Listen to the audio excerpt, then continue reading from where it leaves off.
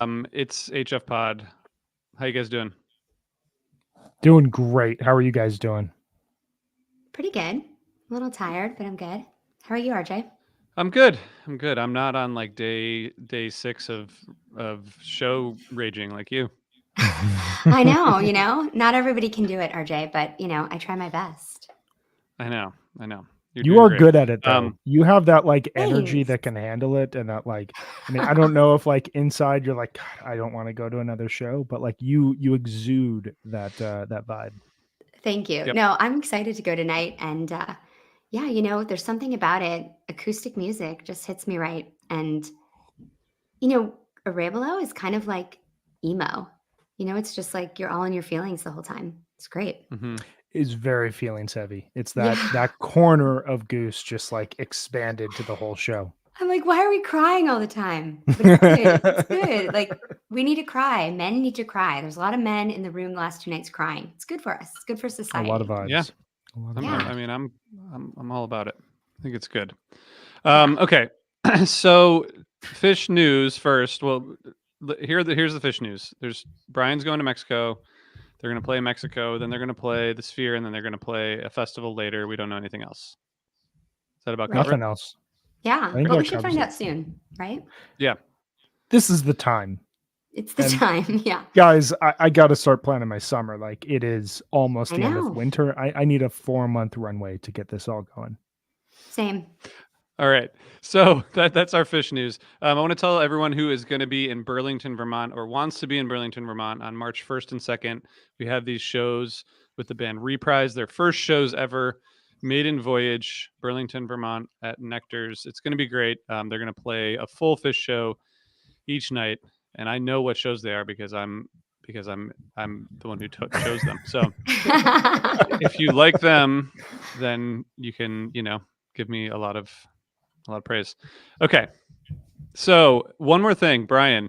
I got a text the other day from our mutual friend Ryan Jewell, What a I and love guy. Ryan Jewell.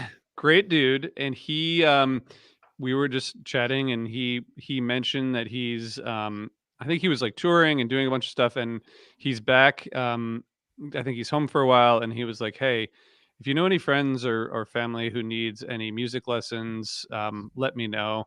And so I told him that I'd give him a shout out on the show because we all love him and he's great. And he's a drummer, but he also does guitar, bass, piano, all kinds of lessons. So if you're thinking about music lessons, check out ryanjewell.com, Jewell. It's a good dude, Can I can great I give a musician. student testimonial for Yeah, Ryan please, Jewell? Because please. I took guitar lessons from him in the spring and summer of 2020, and he's a phenomenal guitarist. He is the best music teacher I have ever had in my entire life. I've had music teachers before who like they make music feel so out of reach and so process oriented, and it was always so hard for me to take guitar lessons. Like my brain and music just did not work that way, and Ryan unlocked something for me with guitar and like got me thinking and playing on levels like in like weeks that I had no idea I was capable of, because it just like he made me see the neck of the guitar in a completely different way. If I had more time, I would have continued taking lessons because I was just like so consumed by the guitar. But I recommend to anyone, if you just want like a different picture of an instrument, take lessons from Ryan Jewell. He is a musical genius and a really Wow, good dude. that was totally unplanned. Totally unplanned. Okay, Brian, I have a quiz for you. Pop quiz. You ready? Pop quiz hot shot. Okay. I'm ready. What year did all these things happen in? Okay. Number 1, Hurricane Andrew. Number 2, Lawrence Eagleburger becomes the 62nd Secretary of State. Okay. Home Alone 2 comes out. Classic. Whitney Houston sets a then record with I Will Always Love You, staying at number 1 on the Billboard Hot 100 for 14 weeks. Bill Clinton was elected president. The Washington Redskins, now the Washington Commanders, won the Super Bowl, and Jay Leno took over the Tonight Show. Do you guys know what year that was? Oh, sorry, one more. The premiere of Reservoir Dogs. There's one more thing that happened this year as well. What was it? The greatest sporting event of my entire childhood happened. My favorite game, aside from Game 7 of the 2016 World Series, happened. Can I just give you a quick aside before I tell you the year? Because this is, I don't know if you guys know this about me. So, Game 6 of the NBA Finals in the early 1990s, I will tell you the year later. Screw it, the 92 Finals. It's all happened in 92. Game 6, the Chicago Bulls have a chance to repeat as champions at home against the Portland Trailblazers. They go down 15 points in the early third quarter. It looks like we're going to get a game 7. Phil Jackson pulls all the starters, puts in Cliff Levingston, Craig Hodges, Bobby Hansen, Scott Williams, like the scrubs. They're just trying to hold down the fort, give MJ and Pippen some rest so that they're fresh for game 7. But no, Bobby Hansen goes off. Craig Hodges goes off. Cliff Levingston gets some huge rebounds, and the Bulls come back. But what happened before that? During the time when they went down by 15, my dad and I were so angry. We were yelling at the television that my mother took my brother and my baby sister upstairs, and she said, I can't watch this with you. So my dad and I are downstairs. My mom, my brother, and my baby sister are upstairs. The Bulls start to come back. We reunite as a family and watch them win the title in Chicago and then go outside and set off fireworks. It is the reason why I think about sports the same way that I think about music. So 1992, what an amazing year. Wow, what an amazing story. Fireworks at the Brinkman household. It was crazy, dude. It was crazy. We were back to back. We won 2 titles in a row. I was 7 years old and thought it was the most normal thing in the world. Little did you know. Maybe it is. Little did I know. Maybe it is. Yeah. For some people, it is. Okay, Yankees so fans, or used to be. We're talking about 92, and if you haven't figured it out, the tour we're talking about today is Spring 92. And I guess we should talk quickly. Well, should we do the tour overview first, or should we talk about why it's where it is? Or where it is compared to the... I think we do why, where it is, and then we lead into the overview. Okay. I think it'll segue into it. How about that? Okay. Well, I will tell you that we are, we're kind of going off on our own here, because this was ranked number 34 by the fan vote, but 24 by us. So, it jumped a lot. And I have some things to say about this tour, but why was it ranked 34 and why did we rank it 24 before we get into the tour overview? I think one of the reasons why it was ranked lower is because there's a lot of repetition on this tour. A lot of the same songs played a lot of the same way. And the tour has kind of 2 major sections, and it really changes. So I think the tour is not a tour that you can say it just has this one theme to it, because it's so separate, in my mind at least. So I can see why there's definitely an argument for it being lower. But I think when you think about where it was and what was coming next, you're thinking about this band. This is the 4th year of their most prolific years of touring.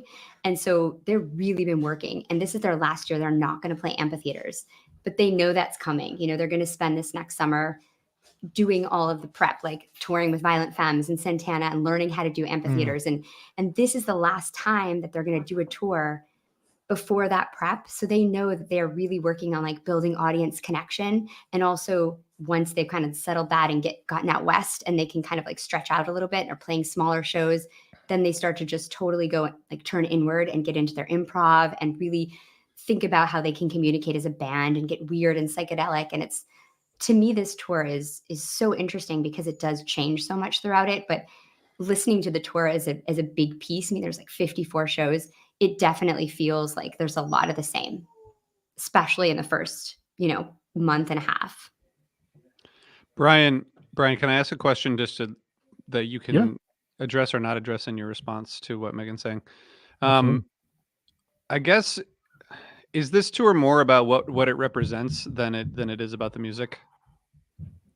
I think there's a fair argument to that. I mean, I think part of the reason, I think, to answer your question and why it's rated where it is, I think a lot of fans just don't listen to it all. I think Megan's right. It contains a lot of the same stuff. And I think, to Megan's point, they know that they're growing in a certain direction, and they know that they've been on this very focused, kind of chiseling away all the fat and like making their shows as tight and engaging and entertaining and a variety show of every little thing that Phish does well for 4 years, and that's working, and it's building a word of mouth fan base, so that what is coming next is they're going to take this big economic and professional leap, and they're going to dive off into amphitheaters and see if they can take this up a level. So yeah, like it feels in a way like a band.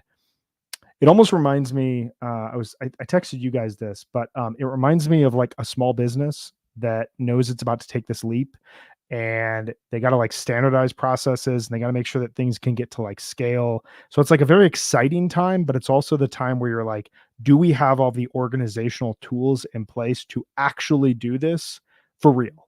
And so there's more of like a purposefulness to it than there's some highlights, musical, but like that is not necessarily the point as it will be for later tours. So in some cases, it feels similar to what we talked about last week, where Fall 96 feels very purposeful as the band's transitioning, but that definitely has a few more highlights scattered throughout that you can put on like a jam playlist. Can we just address Victor's comment here watching on YouTube? Availability of music on Live Fish has an impact on my perspective. Do you think Huge. I guess for Totally. that only obviously that only appeal like applies to anything pre 2003, right? So do you think some of these tours from pre 2003 are going to be ranked lower because of the availability of I shows? think definitely pre 94, because I think the band knows that Yeah. like 94 to 99, they can kind of release a show from any of those years and people will freak out. But I do agree with Victor. We'll talk about this as we go through. There are 3 shows in particular that I have no understanding why they haven't been officially released. And there's certain shows from that 94 to 99 range that like you could take out and throw in Yeah. one of these mammoth spring 92 shows more than anything to give people more context. But what are your thoughts, Meg? Yeah, there's only 4 shows on Live Fish from this year and 1 from May of this tour. Right. Like There's deep not in the tour, anything from right? April. Yeah, it's May 17th from Schenectady. There's nothing from the April run, which to me is just absolutely insane. I'm just surprised. Those shows are pretty epic. Like, and I think it does affect it, especially if you listen to Fish only on Live Fish now. It sounds so good. And listening to it on re-listen, it's a bit of a struggle sometimes. You have to Yeah. you have to deal with you're listening to audience or soundboards that aren't, archival released. It definitely impacts it. It's tough. You have to kind of commit to it. But I really enjoyed listening back to these, especially the April shows. They're wild. I, Excited to I talk about them. I think that one argument maybe would be that just, some of the most famous shows from this tour are soundboard releases, right? You're right. I think that's the Like thing they about were Yeah. available as soundboards Yeah. in the fan There was base. a lot of tapes from this tour. A and lot. they kind of, I think like Lenny or Craig or someone could tell us more specifically, but there was a point where they stopped allowing, patches into the soundboard on every show. I think it was like 93, because starting in 94, things got a little bit harder to get soundboards. I think through 90, at least mid 93, maybe late 93, they were allowing tapers to patch in. So you get these like really good soundboard recordings that circulated. But then after that, like, I think that's where the live Fish releases become more important. Yeah, Mhm. I think you're absolutely right about that. Good comment here from noted smart Phish fan Jackson Richards. Honestly, this could have been a top 10 tour and I wouldn't have been surprised. Pre 94 Phish in its own mind blowing beast. There is that like sense, like when we go back and forth between the purposefulness and like they play their songs really, really well on this tour. And there's a Yeah. lot of like really good humor and audience connection. We're going to get into all of it, but like this is pretty foundational in terms of who Phish will present themselves as they move forward. I just want to say, Jackson, it's been a while since you became a parent of twins, but I hope it's going okay. Let me know if you need any Very, very gear. minded thoughts with you. Got a Archie's lot like, get of the gear. stuff out of my house. Yeah. Got a lot of stuff in the basement. Okay, cool. There's like That's great. parents who understand each other, and then there are parents of twins who understand each other, and like I am not on that level. It's a I totally am different alive thing. with a question mark. With a question mark. Alive. Perfect. Okay, Meg, do you want to tell us about what's going on with this tour? Yeah, let's do it. So right before the tour, we have a picture of Nectar, which is released in February. It's the first major label debut with Elektra, but of course, these songs had all been played live. So the first show in March is when the band really starts to play the new Rift songs, which they'll record in this fall and then release, obviously, in 1993. But this tour is 54 shows from March 6th to May 18th. It's pretty monster. It's a huge national tour. It's going to go east, southeast, Midwest, West Coast, Northwest, Midwest, and then back to the Northeast. They're playing theaters, colleges. This is the last year with no amphitheater. We've got some guests. We've got John Hopper, Carl Gerhard. They're going to do some fun stuff with Colonel Bruce Hampton, with Graham Rescue Unit, and then they've got Widespread opening for them as well. This is when they officially introduced the secret language instructions. And we also have the ba symbols and the invention of the bagvac. That's kind of the tour data and 109 jam and tour entries. Sorry to interrupt. I just want to say one quick thing, which I don't know if it's relevant, but it is to me, which is that this is the last year with the like toy piano. Yes. Yeah, the grand piano, right? Starts in The spring grand piano. 93 or right early after 93. Yeah. So you hear some really nice soloing from Page in this tour, but it's it levels up so much in 93 that it's pretty amazing. I did a really insane thing back in the spring of 2015. It was the first spring that I had the re-listen app. I listened to every single spring 93, 92, 94 and summer 95 Shocking. show on its anniversary, which just was insane. It was like 4 months of, I literally had no time for anything but Phish. I didn't So wait, listen you to any other listened to music. so if there was it was like March 17th, you listened to every show from March 17th in those 3 Correct. years? Of those 3 years, yeah. That It was is crazy. amazing. But it was really, really wild on a day-to-day basis to go back and forth between how tight and warm and happy and youthful they sounded in 92, but also how once you got to a 93 show, the entire sound changes. It's so much fuller. It's so much more professional. That grand piano added so much to just like song playing, which we will talk about when we get to that tour because it is coming up. Yeah, Yeah. the gear, you can hear them like being better than the gear they're on in this tour. Like they sound like they deserve better. Yeah. They're just like saving up for a big payday, which is coming with Santana, where they can upgrade all of their equipment. Okay. Megan, thank you for all that data. How many jam chart entries? A lot. 109. 109. More than I think that there actually are. I would have. Yeah, it's I think it's generous. I would have entered like one. And they're all from like 1 week, basically. Wow. No, it's not true. This must have been done during the hiatus, when someone who was just like, God, I miss Phish so much. Like this Spring 92 tour, this 8-minute Runaway Jim is just mind blowing. I love exactly. Phish.net so much and all the people out there. So Charlie, don't come at us with a nasty text or email. You guys got to separate debuts from jam chart entries. Like just because a song debuted does not mean it's a part of the jam chart. And just because it has like 12 seconds of something different, like there should be a notable performance chart, a debut chart, and a jam chart, which yes, I could probably be the person to do that, but I don't want to right now. I want to preview Charlie's text by saying, that Fishnet is all volunteer run. Exactly. And you're welcome to get involved if you want to. Absolutely. He's absolutely right. Yeah. Okay.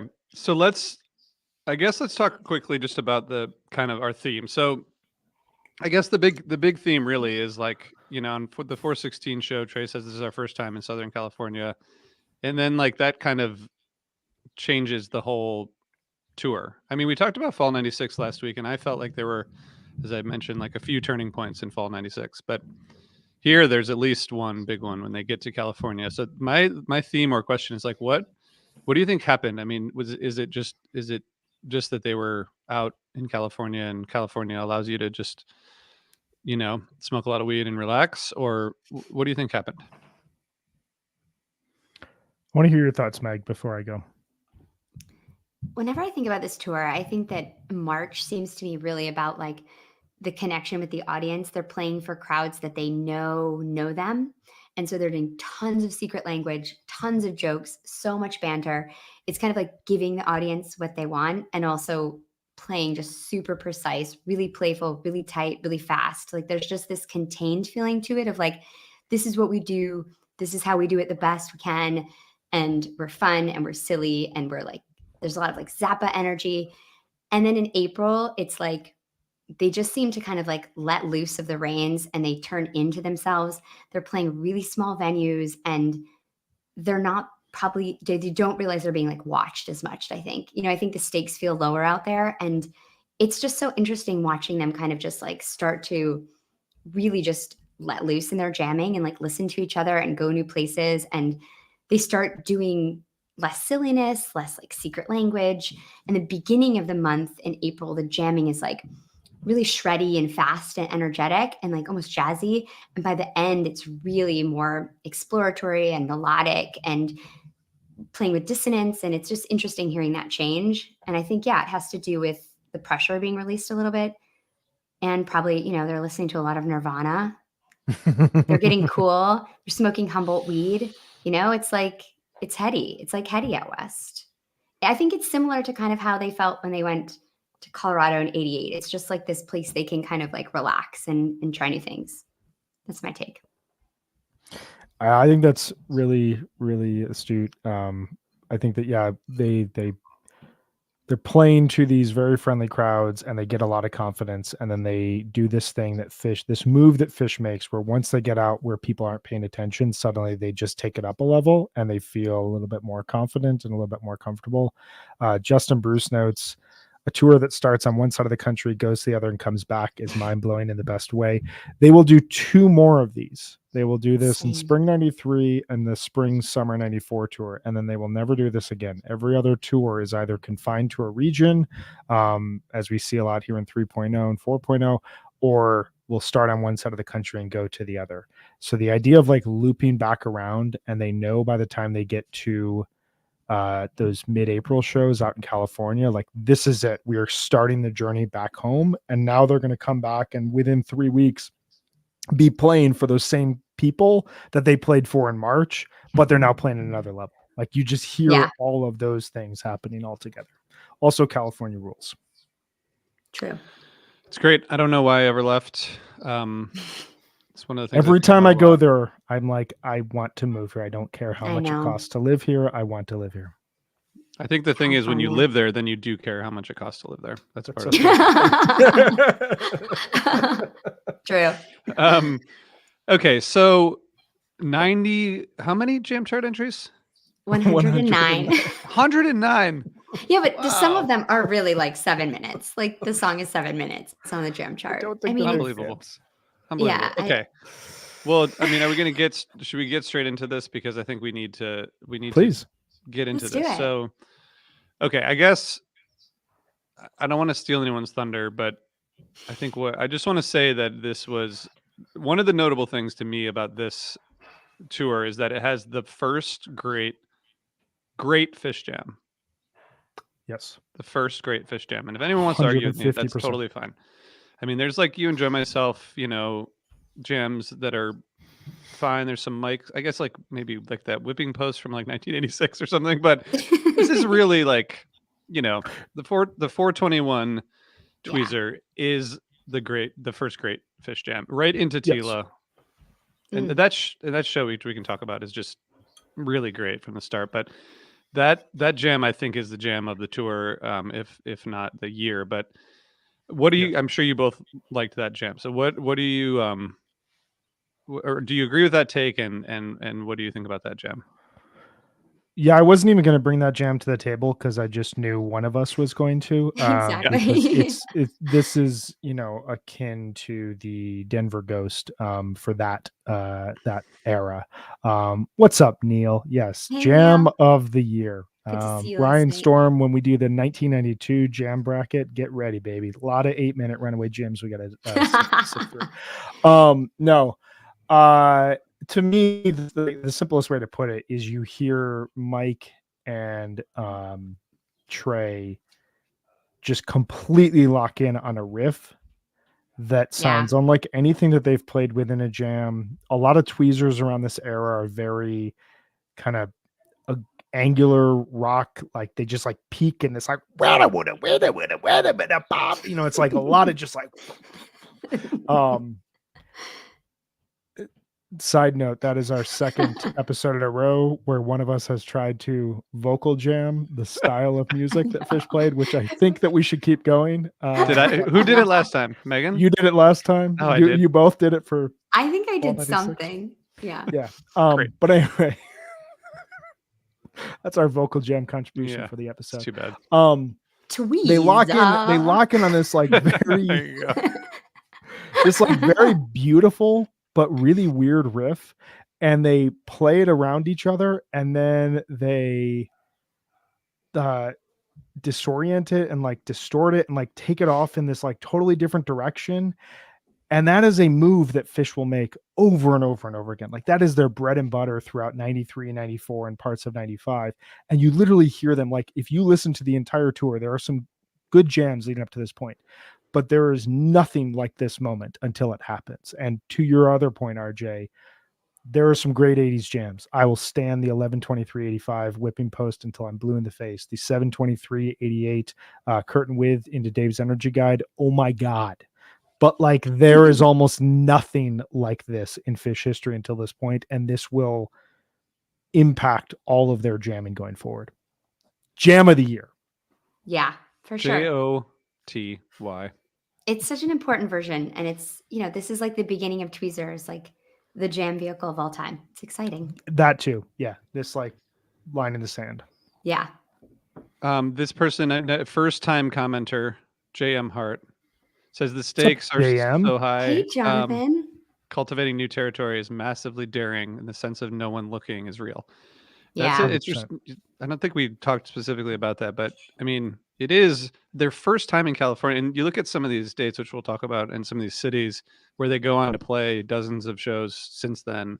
And just like, you couldn't imagine shows not happening in, San Francisco and some of these other cities that they hit for the first time. It's just really, it's pretty cool. Really cool. Does anyone else have a jam? I do. I would go ahead. Yeah. I chose this one because I just kept thinking about it. So it's the Mike Sweekapog from Anaconda from 416. And I don't think it's like the best jam on the tour, but I felt like you had to have a Mike's groove in there just because every Mike Sweekapog on this tour, especially once they're in California, is awesome. They're just so filled with so much tension and so much kind of explosive energy. And this Mike's especially, there's like the scenery chewing playing from Trey. Mike is on just like monster beats. I also just want to stop and say, Mike is turned up so loud on the mix on this tour, and I love it. I love it. You can't really hear Paige very much, but like Mike sounds incredible. And he's just building these like monster beats with Trey and this Mike's. It just has this really demented ending.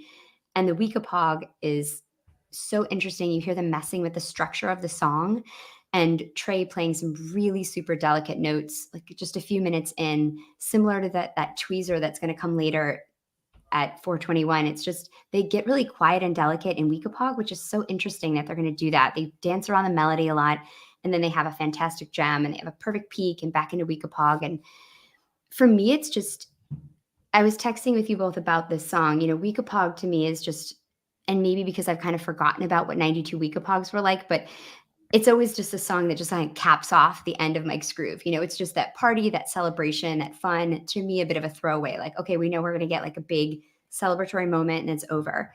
But these 92 Weekapogs, like they go places. They're interesting. They're playing with them. It's a framework that they really explore a lot in. And it's a song that you wouldn't expect them to explore a lot in, especially now. But it's exciting to hear this one. And I really love this version. I kept thinking about it and listening to it. Yeah, we definitely needed a Mike's Weekapog. It's interesting. Like Weekapog, we're going to get into a very good era for it a year from now. Spring 93 Weekapogs are insane. But like the song itself just sounds to me like the feeling of like confetti going off at a rock show. It's just like joyous and excitement. And you're right. Like we definitely get...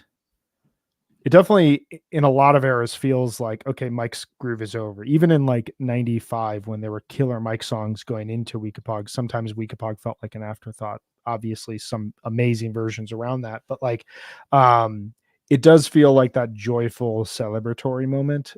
When it goes dark and weird, it kind of adds something even further because it's coming from a happy place. It's like Yeah. the modern equivalent of like when Backwards on the Numberline jams. It's this very, or like Blaze On, these like very happy, kind of stereotypical like joyful Phish hippie vibes that like someone from the outside could see, but then it goes into this weird dark place. It's like, okay, there's another side to all this. So yeah, that's a good pick. The 320 Weekapog is also one I'd love to shout out to people. They should definitely check that out. That's one of my favorite shows. But I want to note the 4/8 David Bowie from Albuquerque. This does not get to like the hyper connective space that the tweezer does, which is what makes that so re-listenable. But this definitely expands the idea of what David Bowie can do more than any version I'd heard to this point in Phish history. It's about 18 minutes long, which is not a timestamp you typically see in spring '92, unless it's You Enjoy Myself. So you definitely get a lot of widening space. This is kind of, they just come out of Colorado, go into New Mexico. So this is like one of the first shows where they're going to play New Mexico, Arizona, Southern California, and be in a part of the country where nobody really knows them. And like they are really planting their flag for the first time. Played here a couple of times, but like not really. And you just hear them kind of that energy Jonathan was talking about, like the sense that no one is looking, comes through on this David Bowie. It's very weird at times.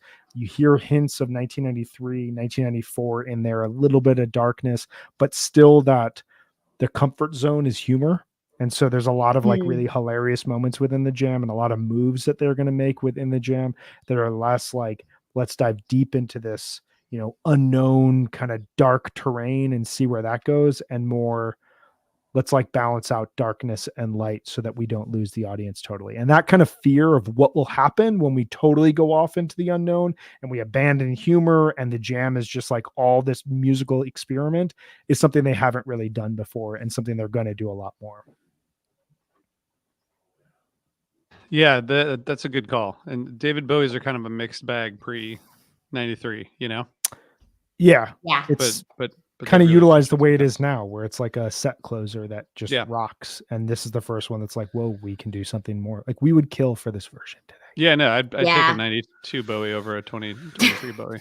There's some good ones on this tour. There's like 417 is really good too. That's one with the catapult at the end. Yeah. It's like really Yeah. like driving Stopping and on a dime. and then That's they're like stopping on in a that dime. crazy solo, and then they just stop, and then they're like just sing a line of catapult, and then they're like It's just really back great. into the. It's really exciting. Very Yeah, exciting. I love that version. I just want to give a shout out to a March show because there's some highlights, even though I think we all agree that the March dates are more or less like you could kind of, you kind of skip through them or at least skip around and check out highlights. The 314 Reba is really good. And I think you could argue like, at least by March of 92, maybe it changed by April, but like a Reba jam was kind of the coolest thing that could happen at a Phish show, I think. In 92, it's like this one's really great. Fishman's awesome. Trey is like, it's just what a great song and a great version. And I wanted to just in terms of their New York rise, it kind of reflects, obviously their national profile raising in those years. But so they first play in New York in 88 at Tramps, and then Kenny's Castaways, 2 shows in 88, the Ukrainian National Home in 89, the Marquee in 1990, the Academy in 1991, Roseland in 92. They don't play in New York in 93, and then they play at the Beacon in the spring of 94, and then of course at MSG late 94. So you go from Wow. whatever Kenny's Castaways is, which sounds like I'm sure it's not there anymore, to MSG in 6 years, and it's just it's pretty cool to kind of think about that and to see how much they rose. I mean, and that's like, it's not easy to do that in New York, of course, right?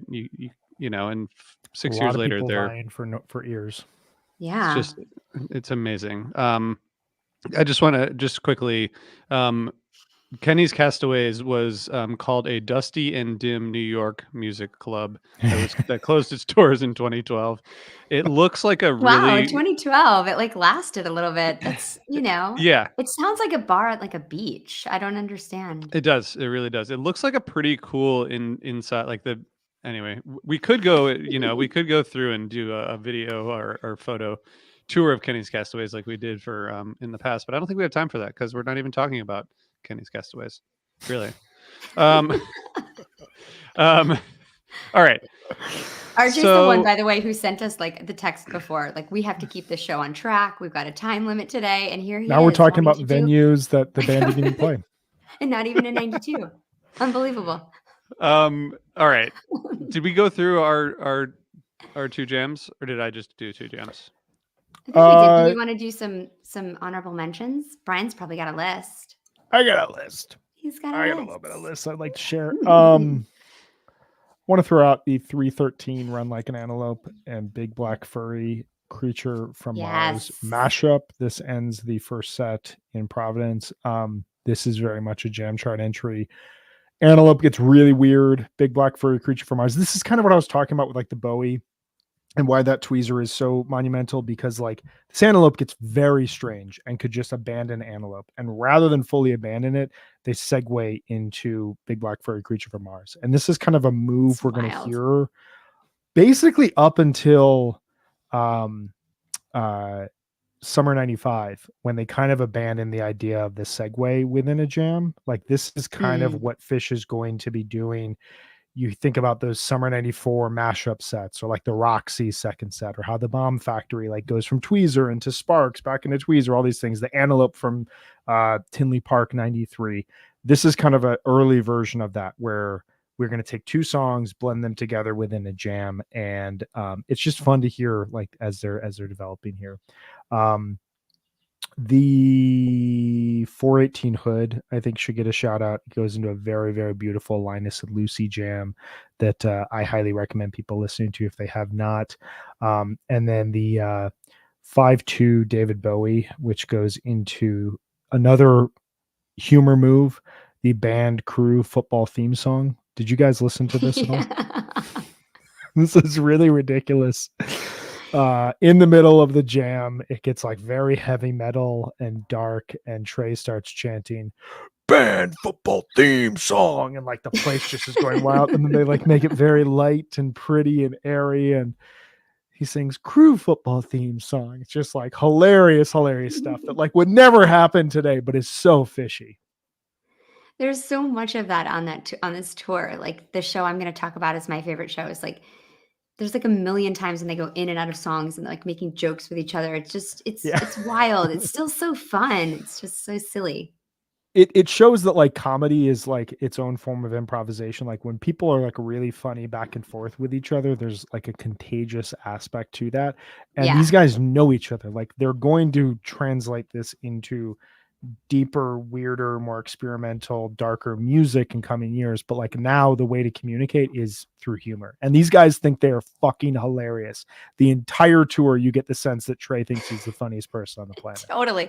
And you think Definitely. about like how much time they're spending together in like some gross van. I mean, they're driving, like they're spending the whole year just like driving around. Like conditions don't really improve till 93. So like they're definitely that's how you survive, living in like close quarters with like people like that, I think. So Yeah, you can hear that for sure. that's probably true. Speaking of close quarters, I need a break from you guys. Let's take a quick ad break. All right, we're back. Representative shows of the tour. Actually, you know what? Let's talk about the defining sound first. Okay. Yeah. You want to do, RJ. You're in charge, boss. Hey, I love being in charge. How would you all define the sound of Spring '92? When I think of Phish and I think of the purest version of Phish, I think of this tour. This is the sound to me that is like Phish in my brain. Everything else is like a diversion off of this, but I think that like that is ultimately really zany energy, extremely tight playing that is fascinated with riding off the rails, even when they're slightly afraid of the results of what would happen if they do that. I noted before we went to break, the They think they're hilarious. There's just a lot of humor within, like there's just a lot of like color and effervescence that like bubbles out of all of these performances, even a very standard straightforward version, perhaps why there's 109 jam chart entries. But like it's very bright, it's very colorful, it's very humorous, and it is a band that is taking the music seriously while taking everything else as kind of a joke.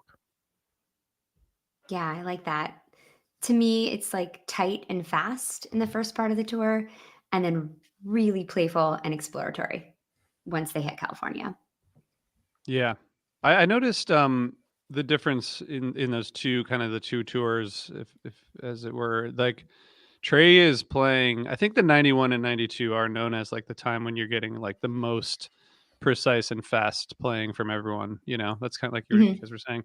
I hear Trey like in April playing more, you know, as aggressively, but also like mixing in more fills and compliments to the main riffs in April. It seems like he like starts to kind of like open up a little bit and not just play them like the straightforward kind of riffs in a song. Like he's kind of he's just filling in space more creatively, which I think is I don't know. It's again, it's like the California magic, if you will. You Nice know? shout out there. Yeah. Nice, Maybe nice, I'll hear that tonight.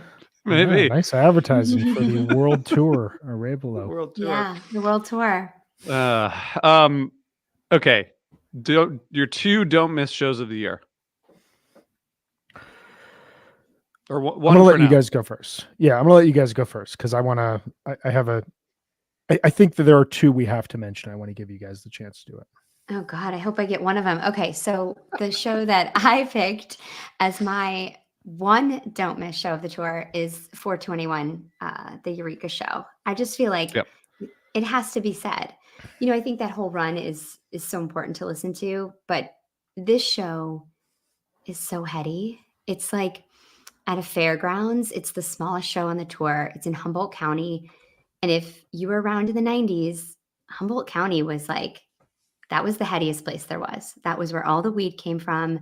That was like where anybody sold you weed, they told you it was from there, even if it wasn't true. Like that was what like everybody was like, this is Humboldt weed. It's a cool place. Like it's just, and they get there, they're on this fairgrounds and the redwoods. Like this show is a great set list. Almost every single song at the show goes somewhere interesting. It's just, it's wild to listen to. Like 2, 3 songs in, you get this incredible little mini jammed out, split open and melt. The possum intro, super extended, tons of secret language. They build up anticipation wildly through that song. We've got a great ending to It's Ice, Page on the organ into Eliza, and then like a super cool intro to NICU. I love this NICU. They're doing that like do do do do do do do do do do. They're like singing. It's so cute. And then you've got this set closing Bowie, which is like it gets super fascinating. It's dark, it's growly, it's like a glimpse into like future evil Phish. And then second set, they go full on evil. This Forbins is absolutely terrifying. Trey was like definitely on something because this is the scariest story about Evil Wilson. It's so creepy. And then you have this wild tweezer. It's super melodic, it's super interesting, it's so important, like we've talked about. You know, you've got Trey singing that tweeza. It's like very weird and just he's having so much fun. Like Brian, you said, he thinks he's like the funniest person alive. It's great. And of course, you've got like the 1992 Awesome Mike's Groove, another like spiraling psychedelic jam and Mike's. And then Weekapog is like huge tension and release perfection. And then the end is crazy. They end up like there's so much madness. They play Lively Up Yourself.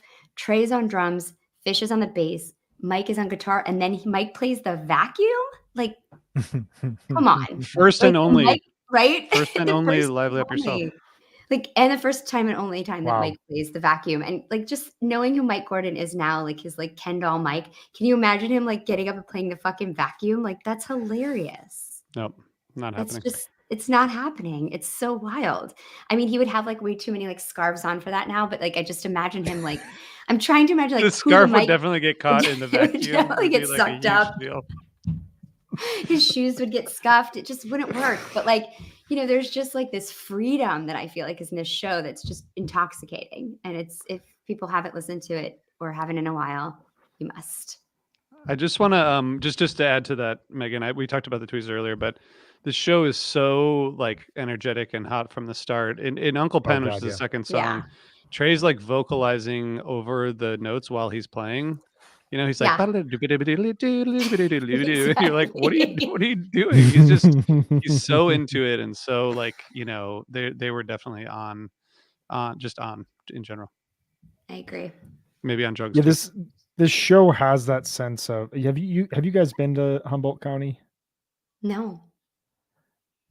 I have, yeah.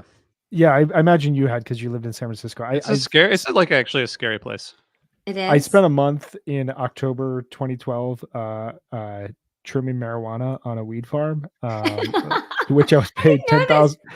$10,000 in cash, which funded That's the remainder amazing. of my wife's and my time on the road before we got to South Korea. And it is a very, very strange place. It is insane how remote you can feel in like California. Like you are within Mhm. 4 hours of San Francisco and you feel like you are in a different time zone. It is like a different time and place. It's very wild, definitely creepy. The show has the entire vibe of that area. I went to a amazing concert on Halloween 2012 in a warehouse off the side of a 2-lane highway on a lot of drugs. And I don't know how we made it home that night, but we got home. We had pizza. We were in like a really creepy motel, and it was wild. This Split Open to Melt is so wild from the show. So Incredible stuff. crazy. Yeah, awesome show. We my wife and I drove cross country in 2005. I mean, we drove cross country a bunch of times, but I think the time that we stopped in Humboldt was in 2005, and we went into like a weird hotel to check in, and then like we walked down like a highway to go to like a bar that had live music, and this like weird guy who was wearing like a button down shirt with nothing underneath and wasn't buttoned was like sitting next to us talking to us about something. It was really weird. It like felt like a David Lynch movie, like the whole thing. You know, it was like Yes. It foggy. has an entire you vibe. know? Totally. It's such a vibe. You're It's like foggy. It's off scary. center, and you're like, am I in the Yeah. wrong here? Like, Right. am I just the weird one over here? It's so crazy, man. Yeah. That's I love it amazing. there. Go What's ahead, Brian. next? Go. I just want to say. Oh, sorry. Do you want to go? No, you go. I want to just say the April 18th, that whole, I mean, we're kind of in the, you know, we're in this run of shows here, but the 418 show is really great. I just want to talk about the Harry Hood real quick, because you mentioned this, Brian, and this is a pretty like, you know, well-known version. But I was thinking about it during this because it's a really good version. It was only played 12 times on this tour out of, you know, 54 shows. And Wow. you know, like for example, just by comparison, so 12 times they played Hood, they played Stash 28, they played Rift 30, they played Runaway Jim 26, Reba 25. So like it wasn't played that much. You Enjoy Myself 22. And do you guys know what the most common song played on the tour was? 87% of shows. Bouncing. Mike's.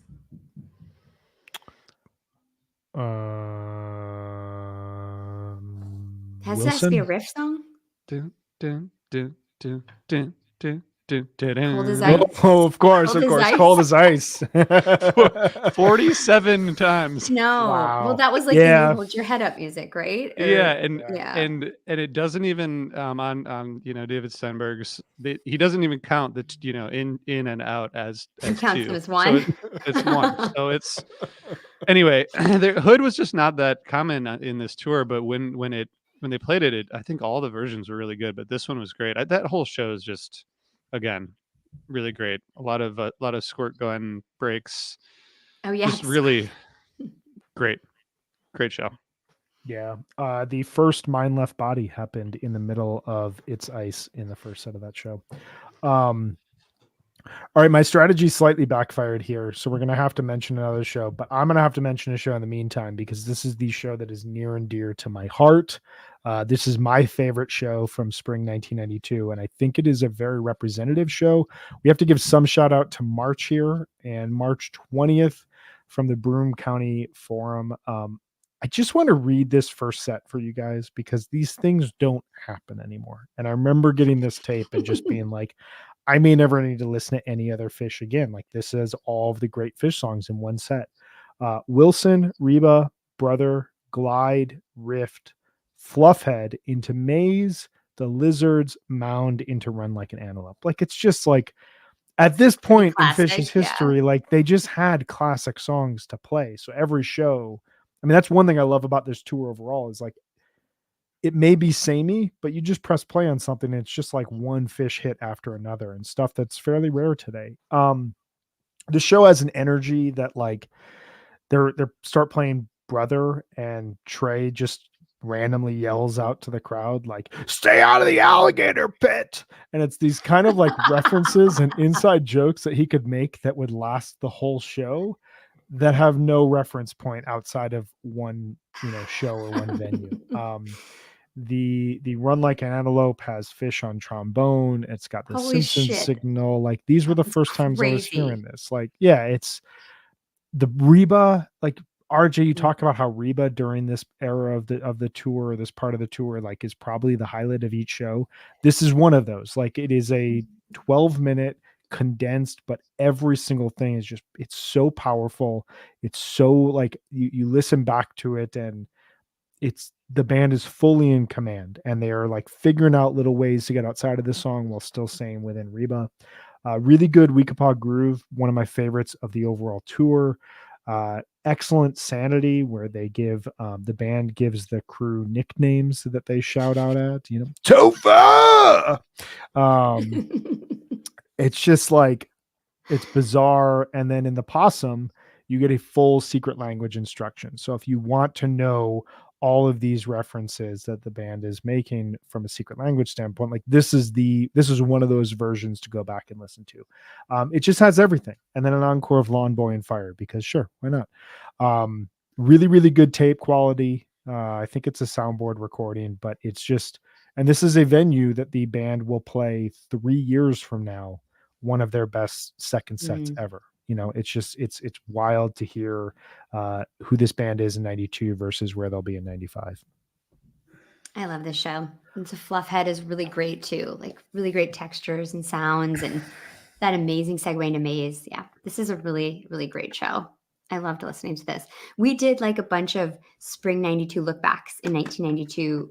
Brian and I did some episodes, some with Benji Eisen, and we listened to a lot of this tour and it was really fun. So if you want to go like deeper, you can go listen to those episodes. Yeah, we did it for the 30th anniversary. It was fun. Mm-hmm. I think one thing I forgot to mention, sorry, when we were talking about 421, is that Holly Bowling did a cover of that version of Tweezer. You can find it on the internet. Everyone should watch it. It's really, it's pretty great. Can I do another March show? Sure, man. Do it. Okay. So I think they started kind of moving out of the Northeast, and I think that, it isn't a clear, like, April and March, but I do think things started to get a little bit more interesting as they moved out of the Northeast. And March 25th, they hit Tracks in Charlottesville. This is sort of like, they stop in Philly on the 21st, and then they kind of, they're making their way down south. But they played 6 shows at Tracks, which is like a famous venue because Dave Matthews band played there back in the day. Dave Matthews was probably at this show, I imagine. I just kind of imagine that he was at this show. Bartending at the show. Probably was, Bartending. Yeah. But it's just so, there's a lot of really good versions in here. Like, Tweezer has a little bit of a jam. The Squirming Coil is great. All Things Reconsidered. Trey does a little like moment on All Things Reconsidered where this is only the 4th time it's been played, maybe 6th time or something. And Trey says this is our take on the All Things Considered theme song. Do you guys know All Things Considered? It's on National Public Radio. It's a show.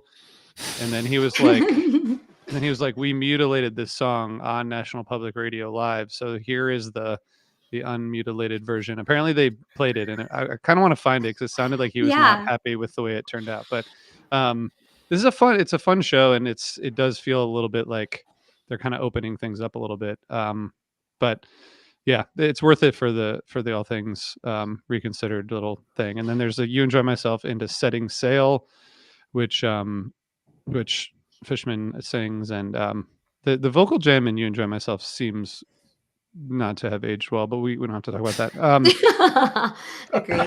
Agreed. Megan. Well, I have an answer for this question. Okay, Yeah, go for it. Victor has a question. Which show would you recommend listening to first? I would definitely start in March, like with the show that RJ mentioned, or I'd recommend like 31392 from Campus Club in Providence. Brian mentioned the Big Black Furry Antelope from that show, but the set list of the show is just awesome. It has like a monster first set that has a real second set feel to it. You've got some really great, like a great Split Open and Melt, beautiful fluff head, has like the Wizard of Oz theme at the end. Just the pace and the drive of the show is incredible. Like the first 6 songs are played at just like a rip roaring speed. And then you've got the Big Black Furry Antelope, and you've got really creepy Wilson. They're doing a lot of weird singing in this show where they're like playing with voices and singing in weird ways, and it's kind of fun. They have like a really nice drop into Hoarse and Silent in the Morning. It's a great show. It's fun. I think you got to start in March and then like pick a few from there and then go into hit the whole April run. Yeah, on the April run, which we have not mentioned, I mean, we've mentioned this a little bit, but like just a quick focus and shout out to 41692 from the Anaconda Theater in Isla Vista, California. I think that to me, it's either this or 421 are the two best shows of the tour, and the two shows that deserve a little bit like why like they're very well praised, but like they deserve to like be kind of that stamp of approval from Phish.com or Phish Inc. This show has a really good Forbins, Mockingbird, Iculus, the first since April 6, 91, 118 shows back into Mockingbird. It's a really good like mini game henge where like Trey gives a lot more backstory in the Colonel Forbins. So if you're just coming to the Phish scene at this point in time, like you get the music side, you get the lore side, you get a big bust out that people rarely see. It's just like a really well played show. And then in the second set, like there's an excellent Mike song, an excellent Weekapaw groove.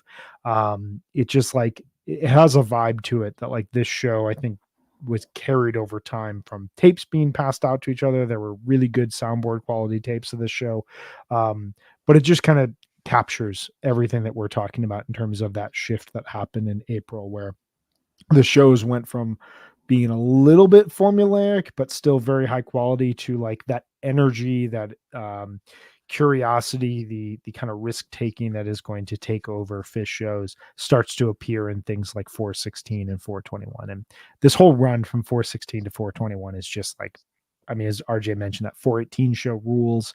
There's just a lot of quality Phish happening right now and a lot of really cool experimentation.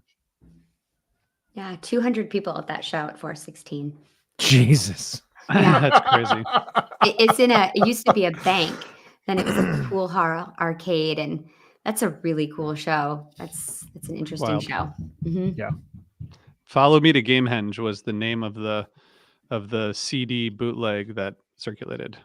Yes. Of that show. The most recent Magical. Phish Companion has a picture from that show, and it looks like it is just one of those shows you see in like a bar where there's like the bar at the back, some standing room, and then like a small stage. That's awesome. So good. So when I was talking about Hood a few minutes ago, they played 101 songs on this tour across 54 shows. So I think that's like the main takeaway is like you hear a lot of the same songs. Yeah. I mean, if you hear Cold as Ice 87% of the shows, I mean that's just it's wild. But most of the songs you hear, 30 to 50% of the shows. So it's I think that's one of my takeaways. Is just like, I don't think you'd go back and listen to all 54 shows in a row because there's just not enough variety. But once they said Brian did, Brian's like, speak for yourself. Yeah, but they're also playing as usual. They're playing one tour ahead of their release, right? They're not doing like it's they're all like the already Rift playing songs. Rift. Yeah. I don't know if like the record company was like, why don't you like play your songs that you just put out? Yeah. Please, for the love of God, stop playing these songs. Yeah, and then the So album comes out rude. next year, and you're like, yeah, everybody already knows those songs, but Nobody's gonna it buy the worked. album. I already It know worked it. out for them. It worked But out like for the them. same, I don't know, 10,000 people are going to buy the album that are going to go to their shows across the country. Exactly. You know, It's true. they know who they're playing to. And Yeah. like Trey said in Alive Again, he said that you know, they hated Rift when they heard it. Yeah. So I don't think they had a lot of loyalty toward what the record company said. Yeah. They didn't care. It's pretty great. Any other takeaways before we wrap up? Well, we do need to nominate a live Phish show to Okay. be released. Go for it. What do you got? What do you think is the show that needs to get the Kevin Shapiro stamp of approval? Yeah, I don't know. I mean, Force. I think Force. I think a lot of these like they sound good enough, you know. So I guess I would go back. I think for there's one of those that doesn't sound great. I can't remember if it's 418 or 417. Um, but I'm just gonna say 418. Let's say 418. Meg, what do you got? I'm gonna say 421, even though it sounds okay. I just feel like it's an important show and they should have it on Live Fish. Yeah, my thought was 421 for the same reason. I think you're right. Like there is something to be said about improving the sound of these. And I think Yeah. as we've gone through this tour, and we're probably going to think about this for a lot of tours going forward, but there's just a lot more early 90s Phish that should be released to the public. I think more than anything, like, you know, to give it that boost where if certain fans haven't heard this show or just to remember how important, how high quality this show was, just put this on Live Fish so it's easily accessible, you know, on Apple, Spotify, all that stuff. I just think it's important in that sense. 416 as well was my other thought. Yeah. My other takeaway, I mean, I think that this is where the start of the push towards MSG 95 happens. You know, this is Meg was saying this earlier, and I think it's just good to wrap on. This is where Phish realizes ahead of time what they're going to do. They know at this point they're playing with Santana this summer. They probably know from a business standpoint that, you know, they're going to have the money to up their equipment and that they're going to move into auditoriums in spring 93 and bigger theaters, and then they're not really going to play bars anymore, and then they're going to go after amphitheaters in spring 93. Like they're starting to plan that stuff out, because a lot of, as they move up in venues, like you have to plan out your schedule well in advance, and the business side of it kind of takes a step up as well as the musical side. And you really just hear this band that is kind of, they've been doing this for a decade now, and this is what they're going to do. And they're really going to make a push for something lasting in a way. Like if Phish breaks up after 92, they've been a great regional band. They've been a fun band for people. They're kind of a cult band that didn't make it. And there's a lot of bands that like have gotten to that level. And that's not to discount that what they did before wasn't impressive. It is, but they're about to do something to like reach the larger culture in America, and they're going to make a move for that. And you start to really hear that on this tour. I agree. I think there's a confidence that you can hear on this tour. I think doing a tour this big, knowing that they're going to be, you know, touring with bigger outfits and learning from that. I think what's really interesting to me is that while they're thinking about that, they're really concentrating on developing their audience in a meaningful way still. Like they're still really trying to connect with the audience. And I think that's something that is the reason why, as they grow, their kind of the way that people think about this band and their connection to the band is even deeper and deeper. Like a lot of bands get bigger and people kind of pull away, and it becomes this, you know, they become like a radio band and they're not like connecting. And I think the thing that hooked me the first time I ever saw Phish was the way that they interacted with their audience. And I think that you hear that on this tour of them saying like, okay, we're about to like, you know, level up, but we got to stay us. And like, let's have fun. Let's keep being us. Let's keep being silly. Let's keep engaging with the audience and like connecting with them in a meaningful ways. And I think they also just had a ton of stamina and energy that this tour proved that they were ready for that. You know, to do a tour like this it takes a lot. Yeah, it's also like I was thinking about that with the California shows, like, you know, booking their first show at the Warfield, booking their first show in a lot Yeah. of these cities. Like it was a risk, you know, and it was a risk to go on Yeah. the tour. And who knows if that 416 show was like a guarantee or if they were getting a share of the ticket sales or what. But doing this tour probably cost them a lot of money, and Mhm. it paid off because Totally. it's a huge tour that was amazing. And I guess I want to just say real quick, for those of you listening at home, if you want to listen to our bonus segment where we're going to talk about a book and or movie that we have read or listened to, read or watched so far this year, Or listen to. That's what we're going to talk about in our bonus segment. If you're watching this video, you're going to see us because we're going to keep going. But if you're listening to the episode, you can go to osirispod.com/premium if you want to hear us talk more. Next week, we have a 74% decrease in the number of shows we have to listen to because Thank God. we should make everyone happy because we're going to fall 2018, which is only 14 shows. 3.0. We're going there. We're going there next week. It's so wild to go from like 1.0 to like earlier in 1.0 to like 3.0. It's really fun. We are correcting the fan vote on this one as well. It's a major correction.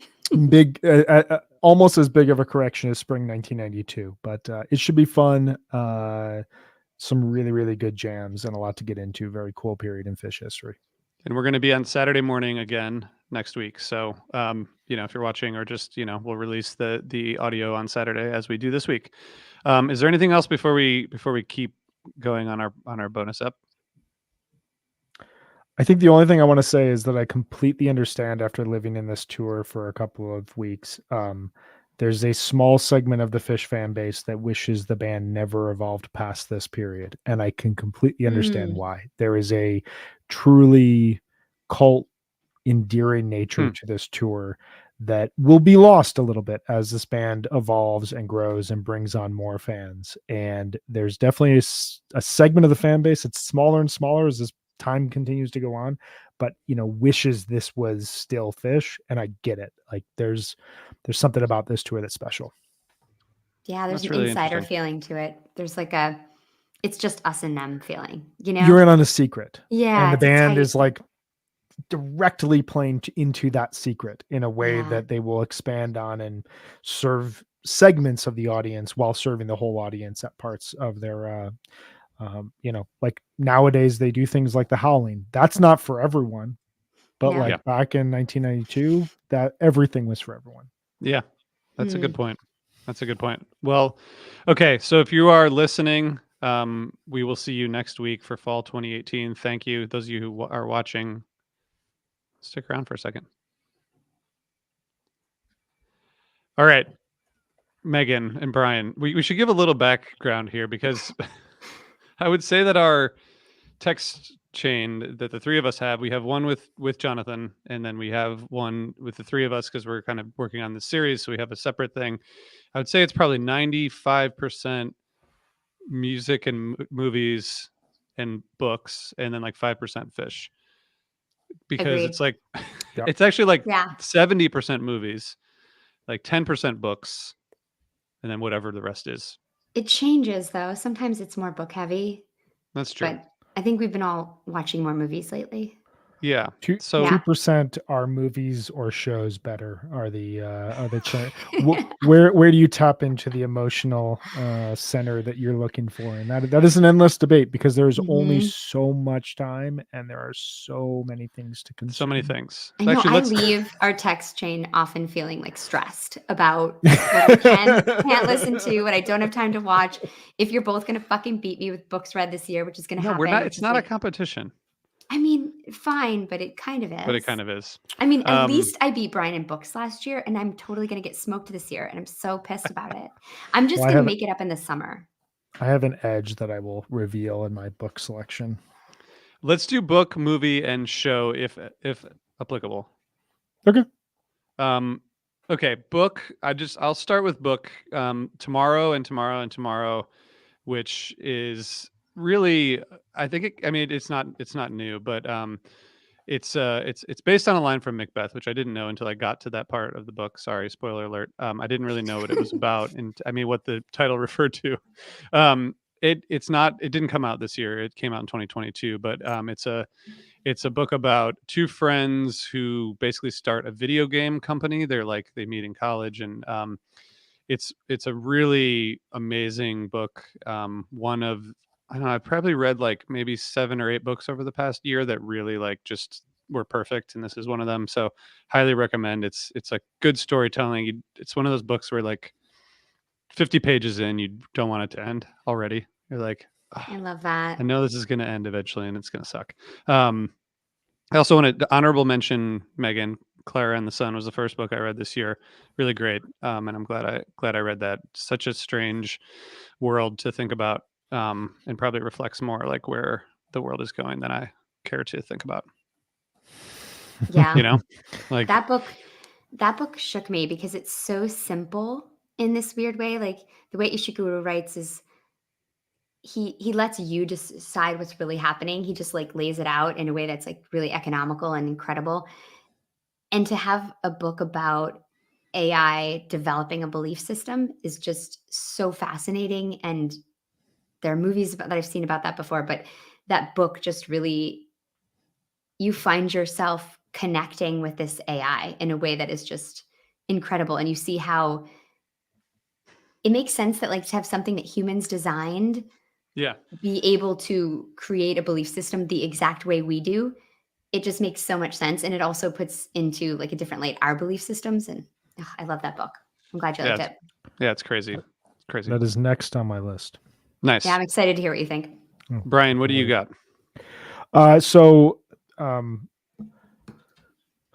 So a couple years ago, I went to the library for the first time in a while, my local library, and I realized something very base level, but like it just blew my mind that like a library is a space where you go in and you check out a book of ideas and stories for free, and you read it, It's you pretty awesome. consume it, Yeah. and It's then you nice. bring it back and you return it, and someone else does that, and it's all free.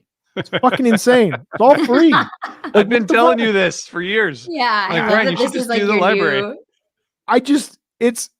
It's so simple, and it's such an like how is this not been like revoked? Like, oh, you can't have free information. Come on, no, I no, no. know. Like it's all Because free. It's most right people don't there. do it. That's why. It's like that's if everybody was doing Oh, it, they'd and probably find everyone ways there to is stop like it. super nice. Everyone's Like so the nice. librarians are just like the nicest, happiest people ever. Also, they kind of like cap the fines. You know, like I try to return books whenever we're done, but like if you keep one for like a month, it's like you owe $3. You they're know, like, you're Yeah, they're okay. pretty minimum.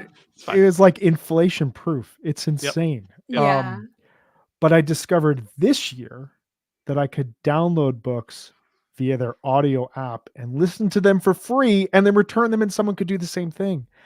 And I'm just blown away. Unbelievable. So I listen to a lot of podcasts. I spend about 2 hours walking my dogs each day because they are just under 2-year-old Australian cattle dogs, which means that they're clinically insane. And they consume all energy in our house that is not already taken up by the 2 kids. So I walk them very early in the morning, and I have for a long time listened to a lot of podcasts. And I decided, well, what if I transition some of that time to audiobooks?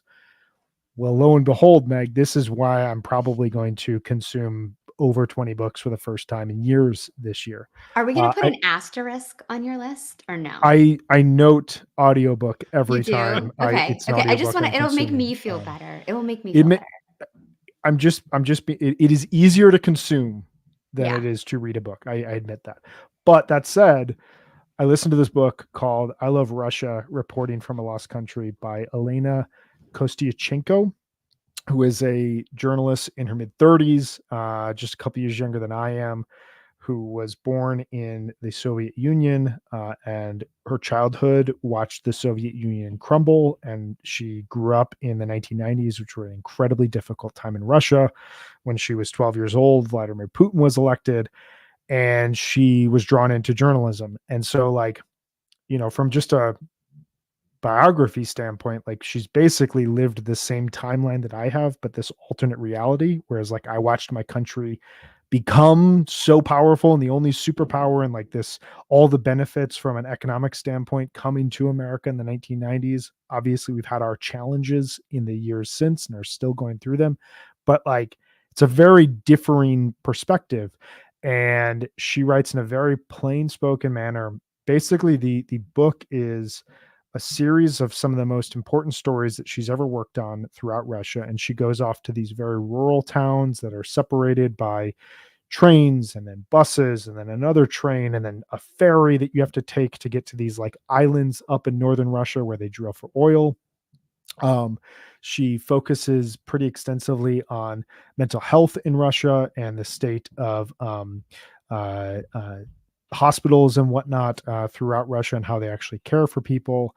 She writes a lot about what happened in Chechnya in the late 90s. She writes about the terrorist attack at the school in southern Russia in 2004.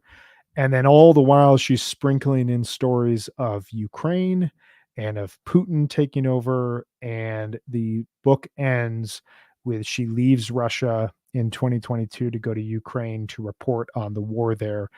And she hasn't gone back to Russia since, and she does not think she will be allowed to go back to Russia. And so the whole book is leading up to like this journey of her life as well as what has happened in Russia over the last 30 years. It's fascinating. It's very bleak. It's very, very heavy. I had to take a couple days off from reading it because it was just so intense to listen to, but it is so worth your time. It is so worth consuming because, she's writing openly and honestly about what's happening in a very interesting country to me and a place that is of great importance to us right now. So definitely recommend that. Sounds intense. Quite. Yeah, seriously. Megan, what do you got?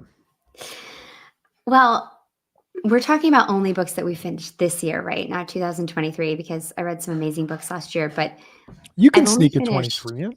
it's Yeah. okay. I've only finished one book this year, and I'd actually like to talk about it a little bit because I find it really interesting. It wasn't my favorite.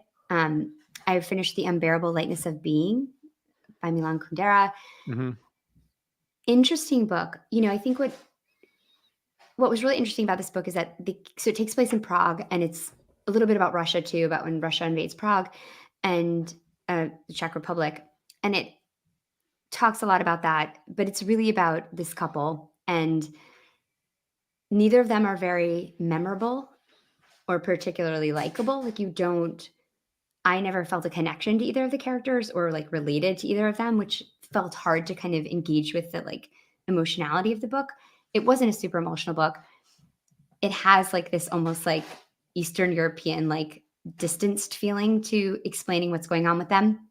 But the book essentially is about this idea that like, what if everything in the world has already happened already once and it just keeps reoccurring over and over again, and that you only have one life to live, and that there's supposed to be a lightness to your life, but that often it feels like opposite of that. And so this idea of like, are you making decisions to make yourself happy, or are you making decisions because they're what you feel like you should do? And how much is coincidence and how much is actually like there's any significance to choices you make.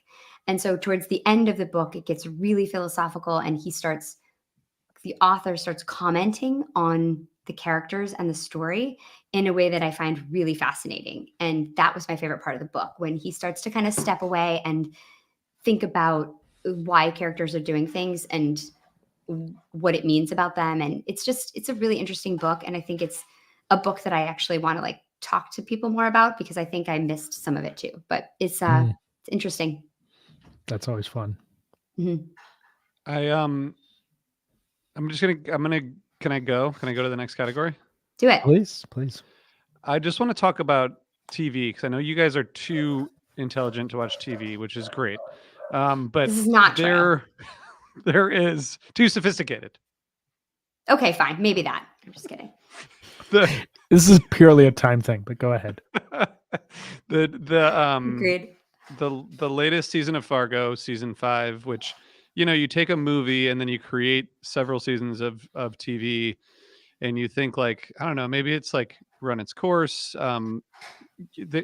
There's a few things that are interesting about this, and I won't like talk about the plot, but you have, first of all, John Hamm as like kind of the main villain of the show, which like He's so good. in this show he's great, but I feel like he's been I just feel like post Mad Men, it's like I don't know what's gonna happen to John Hamm. You know, like he was just so iconic in that show, Yeah, and I know. It's hard to do such a something. like I love that show for all lots of reasons, and he was a horrible Same. person in that show, but like also kind of, like complex, but he comes back and he's the villain here. I think he plays villains pretty well. But I also just don't know if he's like ever gonna be. I don't know if he can ever reach that peak He's, like, again. too recognizable almost, like, when you play a part too well, then it's like you're Yeah. kind of fucked after that because like, you Yeah. look like that like, everybody looks at you and they're like, "Don Draper," it's just Yep. like, that's it. It's hard. Exactly. It's a problem when you play an iconic role. Yep. I feel like Yeah. Cranston is figuring out only because he shaved his Oh, head for yeah. Breaking Bad, and he can play a very different character if he has hair. But Right. yeah, like John Hamm was in Top Gun Maverick, and he was great. He was so much fun, but it feels as though he is commenting on your perception of John Hamm in every role he plays. Yeah, exactly. But the main thing about this show is the star, Juno Temple, who is I only knew as Keeley from Ted Lasso, and Mm, she's a she's great. British actor who basically plays this Midwestern, housewife in Fargo who has a complicated past, and it's amazing how good she was because I just didn't imagine her going from playing like a British fashionista to playing like kind of downtrodden Midwestern stay-at-home mom. And man, it's amazing how well she does this, and it's a good story, and it's fun, and it's super violent as all Fargo things are, and kind of disturbing in some ways, but That that I've I didn't seen, want like, it a to few end. episodes of it, and it's so fascinating. I didn't know that. I never saw Ted Lasso. I think I saw 1 episode, but I haven't seen more. She's so good in this show. She plays like, she leaves Yeah. everything there, and Yeah. that's the first one of the first episodes when there's that wild scene in, like, the convenience store. It's the craziest thing. Like, I don't know how that was, like, shot, written. It's so Yeah. long, it's so detailed, it's so violent. It's fascinating, though. I think her acting is really great. I'm excited to finish it.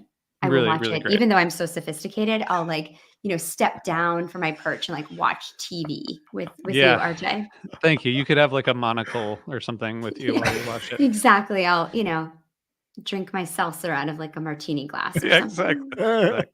Exactly. I don't know. Brian, what do you got in terms of watching? You are our watching aficionado. I want to recommend a movie I watched earlier this week that a close friend of mine kept pushing on me. Shout out to Brian Lee Weaver. If any of you are in Nashville, please go and eat at the Red-Headed Stranger. You will not regret it. Brian and I have been talking about movies for a while. He broke his wrist earlier this year, and he is a chef, and so he was out of work for like 5 weeks. He couldn't work. Restaurant ran just fine because he's got a good staff, but he like stayed home. He doesn't have kids, so he's like watched 100 movies already this year, and just like was texting me like 4 times a day and just recommending stuff. But he kept pushing this movie, and I watched it, and it blew me away. It's The King of Comedy. It is a Martin Scorsese movie from 1983 starring Robert De Niro. Who else is in it? Sorry, I've got to pull this up. It's Robert De Niro. It is Jerry Lewis and Sandra Bernhard, who is a comedian that you would recognize immediately. So Jerry Lewis plays a like Johnny Carson like talk show host, and in the early 80s a lot of stand-up comics got their break on talk shows. They would come on, they'd do a set, and people would discover them, and then their careers would be made. They would start to do shows around New York and around the country. And Robert De Niro fashions himself as a stand-up comedian, and he desperately wants to get on this show. And he wants to get on this show so much that he starts stalking Jerry Lewis's character. And the movie balances between, is this guy actually funny? Is he a criminal? Is the show gatekeeping people who don't have the right connections? And it gets really eerie, but it keeps this very light, humorous Mm. take that you don't see in a lot of Scorsese movies. Um, I don't want to give away the ending because it's one of my favorite endings to a movie I've ever seen, but this movie made me think so much about the nature of celebrity and the nature of trying to be discovered and trying to connect with more people and the struggles that people go through. You know, some people are just like natural connectors and everyone around them just loves them. Other people, like, for whatever reason, they can't fully communicate who they are and what their intentions are and what they're trying to do. And that like ends up being an inner struggle that they go through.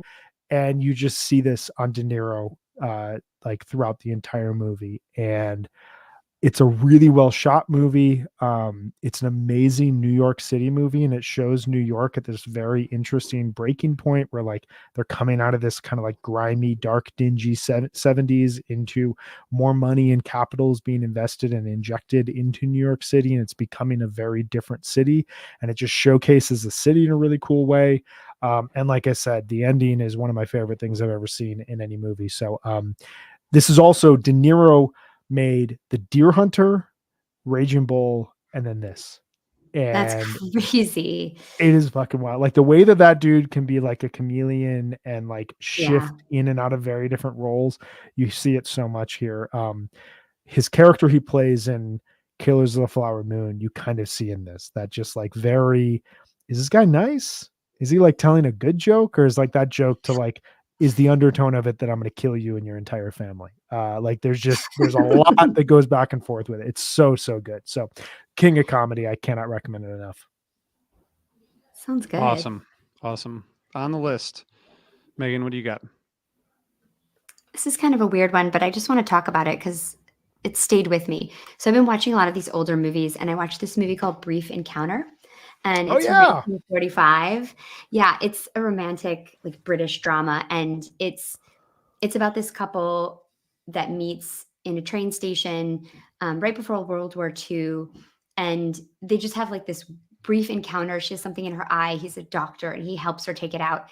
But then they run into each other again, and a couple more times, and then they end up having this affair. And in the beginning of the film, she has this quote.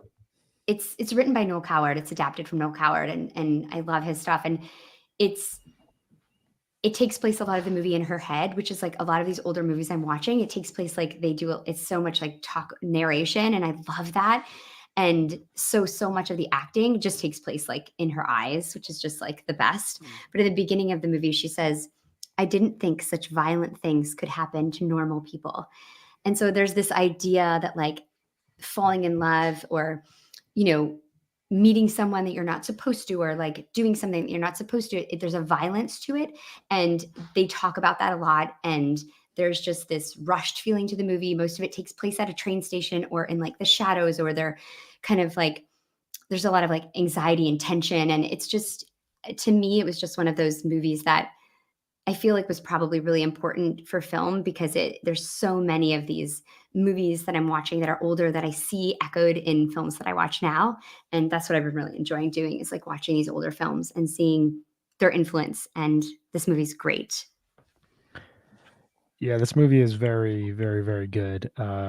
You're totally right. The like use of lighting and shadows in this movie like really just tell a story all to its own. And another one of those, like the ending of this movie, the way that they like circle around the will they or won't they, and then there's just like one moment at the end where like it says everything. It is very emotionally palpable and Yeah. really good. Awesome. I just want to say, just movies. I've been making my way through the Best Picture nominees, and I watched two in the last week, which you guys have seen all of them, I assume. I've seen all but one. Okay, I did. I thought Past Lives was great, and I thought The Holdovers was great. Holdovers is like this. It's just like kind of a perfect like movie, you know. Yeah. Like it's just Yeah. it's like feel good. Like the '70s editing and stuff is great. You know, it's Great got like soundtrack. great soundtrack, great Yeah. editing, great cinematography, great acting, great story. It's like a really good package of a movie. Yeah, I was I talking with a agree. friend of mine. Like, I don't necessarily think it is like the one of the best pictures, even though like I get why it's on the list. Like to me, there should just be like 25 holdovers made every year. Like that is just a vibe Yeah. that I will go to the theater for on like a Saturday afternoon to just hang out in. Like it is, I think you're absolutely right. It is a vibe movie that just feels good the whole way through. Like everything about that movie rules. Yeah, it's not like groundbreaking, but it's that perfect like odd couple group gets together, finds ways to bond movie that you love. Small stories that like Yeah. have a lot of big impacts. And I also just I you know, I don't want to bring up old shit, but you know, Uh-oh. we've so Greta Lee, who's the star of Past Lives, I mostly know her from the morning show, which I watched on Apple TV Plus, which is like, you know, I think a fairly not well received show with a lot of like famous people in it. But I mean, I've just been watching it, I so I keep watched it. watching it. I think Mhm. it's like fine, I watched but 2 seasons of it. Yeah, I it was interesting. I can't believe that she wasn't nominated. She's I cannot incredible. either. I And know. I and can't Margot Robbie, either. like, let's just like Margot Robbie is like it's a travesty, but like Greta Lee should have been nominated also because They she both was should have been. amazing. She was Yeah. amazing in this movie. She held so much the whole time. That's just I thought just amazing. Her acting in that Yeah. movie is so nuanced. She allows, like, feelings to breathe in a way that I think is really hard to do on film, and I absolutely loved that movie. It totally shook me. I was emotional for days after it, and I thought the acting with both of them, I thought the man who plays Hae-sung, I don't know his name either, was incredible too, and I thought her husband did an amazing job too. The whole movie is so well acted. Yeah.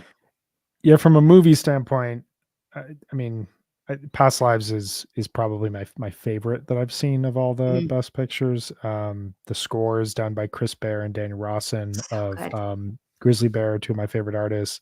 I lived in Korea for 2 years, so like there's a lot of that movie that just like feels like weird memories that I have in a way that I love. I love the way that Korean movies kind of bridge the gap between the Far East and the Western world.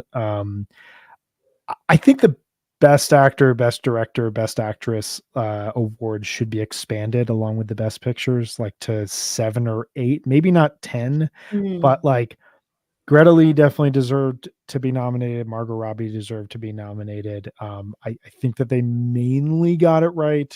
Maybe Annette Bening was a bit much of the like physical transformation nomination, but there's been a lot of really good acting this year, especially in the best actress category, which always to me, as I kept seeing movies, felt like, well, she should get nominated too. And she as well. Like there's just a lot of really, really good um there was just a lot of really great performances that were surprising and subtle. And to your point, Meg, like Past Lives could have descended into melodrama if Greta Lee did not play that part correctly. Like Yeah. she has it all.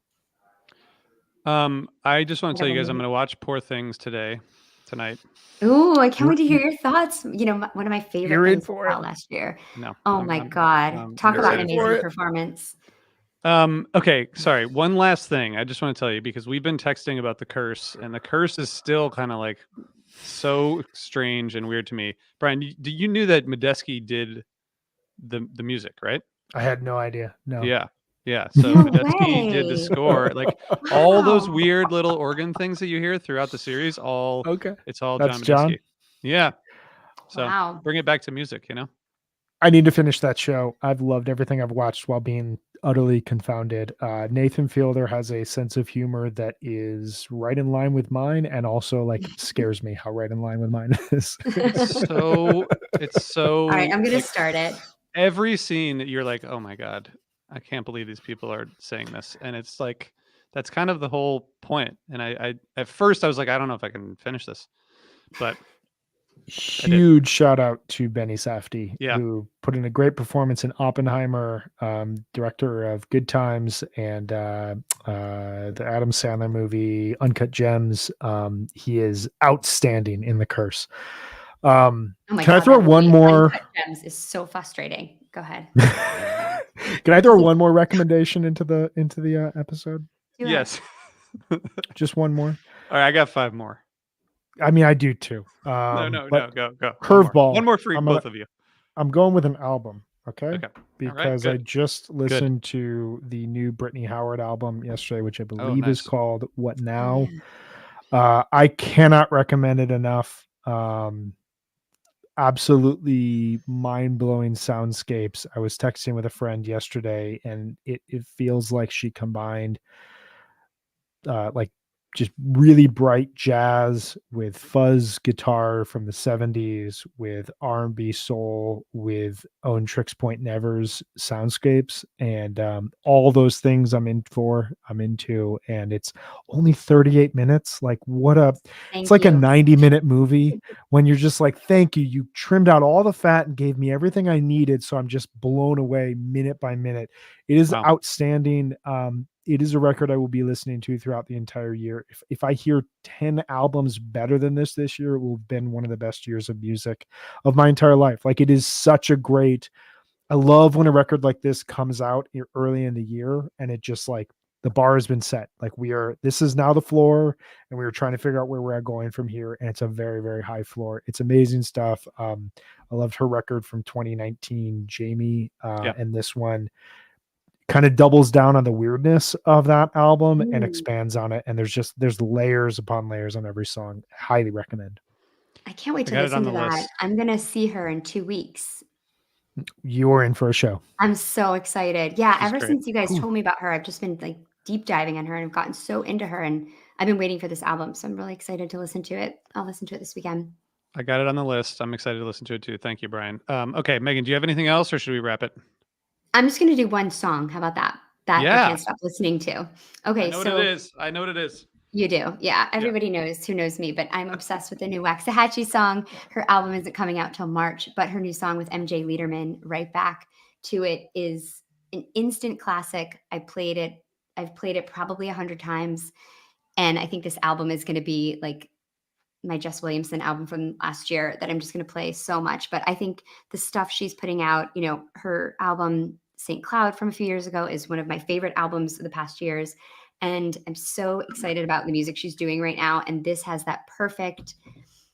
She's really good at capturing a moment that's hard to explain. And it seems to me about like that moment in a relationship when like you're feeling yourself stretching outside of it, but you're like reminded of why you're still in it. And there's just such a connective feeling to the song. And the way she sings in the verses, she does this like lilting of melody that's just so unique and so her. And I think it's just one of those songs that I can't stop playing. So if you haven't heard it, spin it.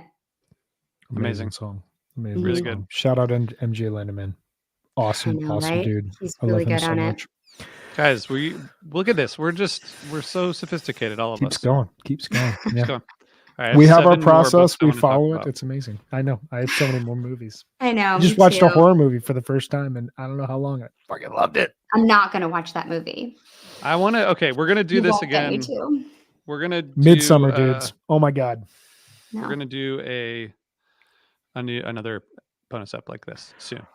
Well, I think, and we should just tell fans and listeners, this one's for the fans. The top 25 tours is going to go throughout the year, so we will have breaks and we have some random shows. And I propose that sometime in the spring we should do a random episode where we just flesh out where we're at, books, movies, albums, Let's do all it. that stuff throughout the year. Okay. All right, we'll do it. All right. Thanks everyone for hanging out. A lot of people hung out for this live, and for those of you supporting us, and for those Morning of you watching HF Pod. live, you Yeah. can support us by going to osirspod.com/premium. Okay. Bye everybody.